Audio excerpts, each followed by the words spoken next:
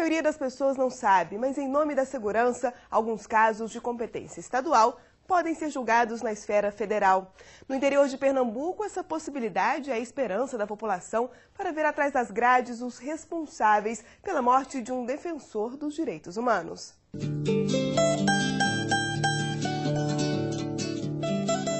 É impossível falar em Zona da Mata, no norte de Pernambuco, sem pensar logo em cana-de-açúcar.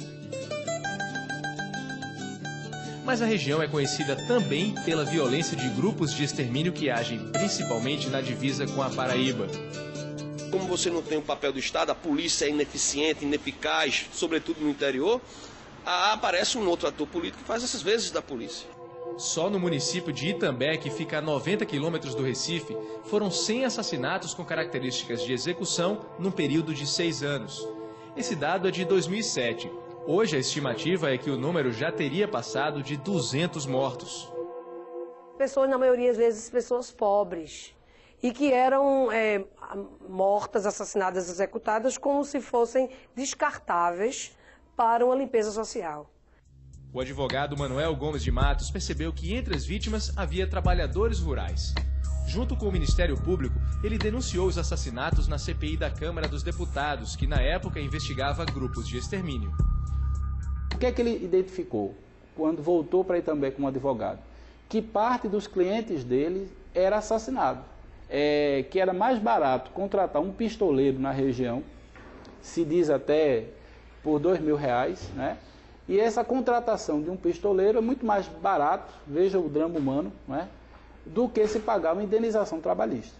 Vamos acreditar no sonho dos negros, dos trabalhadores rurais, das mulheres, das donas de casa, dos estudantes, dos sem terra, dos sem teto, daqueles que querem uma voz para clamarem também.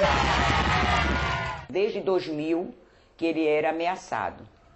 Houve várias, ele chegava junto de mim e contava, maninha, houve isso, houve aquilo, e me contava, meu filho, saia de lá, meu filho, vem embora para cá, eu sempre dando conselho. Ele, mas maninha, eu amo aquela cidade, eu quero melhorar aquele povo. No dia 24 de janeiro de 2009, o que era uma ameaça virou realidade. O advogado foi assassinado na Paraíba. Uma espingarda calibre 12 calou a voz de Manuel Matos.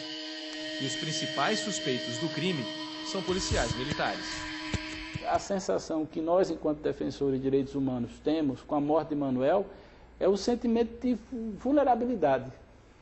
É o sentimento de que nós precisamos, em honra à memória de Manuel, acreditar na justiça. E, na verdade, é isso que nós estamos fazendo aqui. O assassinato de Manuel Matos ganhou repercussão internacional. Hoje, a ONU, a Organização das Nações Unidas, acompanha as investigações. No âmbito da ONU, se acredita que os defensores de direitos humanos desempenham um papel muito importante, né, que é o papel de permitir que a democracia exista. Por lei, a apuração do homicídio deveria ser feita pela Polícia da Paraíba. Mas, diante das dificuldades e dos desdobramentos do caso, a Procuradoria-Geral da República solicitou a federalização do processo.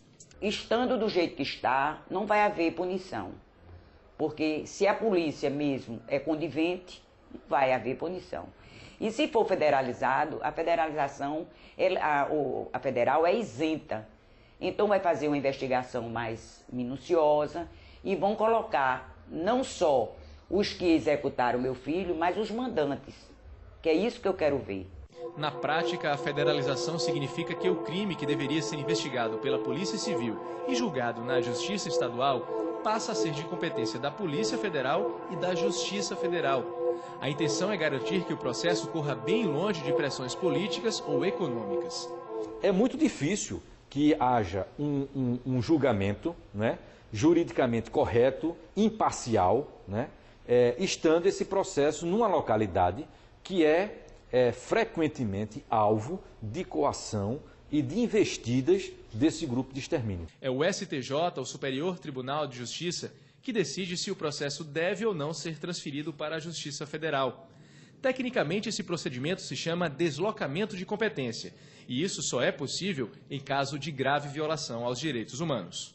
A federalização é a oportunidade que tem de o Estado brasileiro enfrentar isso e criar realmente novos parâmetros de investigação. A decisão ainda não foi tomada, mas esta pode ser a primeira vez na história do direito brasileiro que o STJ decide pelo deslocamento de competência para a Justiça Federal. Eu acho que é uma homenagem que nós fazemos enquanto defensores de direitos humanos, defender a federalização, defender a justiça, porque no fundo é esses valores que Manuel, durante toda a sua vida, lutou e defendeu.